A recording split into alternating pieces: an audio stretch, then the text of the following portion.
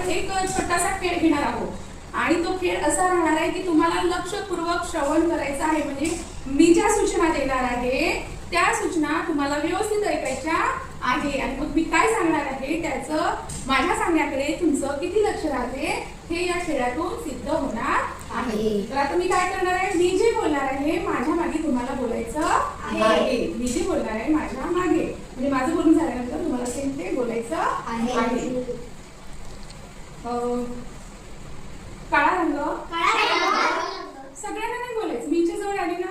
काळा रंग, लाल रंग, पांढरा रंग, हिरवा रंग, पिवळा रंग, निळा रंग, लाल रंग,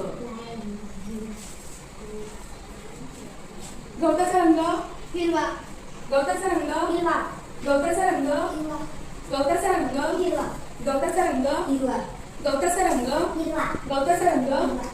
बघा मी काय म्हटलं होतं, माझी सूचना काय होती, मी जे बोले माझ्या मागे तुम्हाला बोलायचं आहे. मी काय बोलली, गवताचा रंग. तुम्ही काय बोलले, नाही, तुम्हाला काय बोलायचं होतं, गवताचा रंग.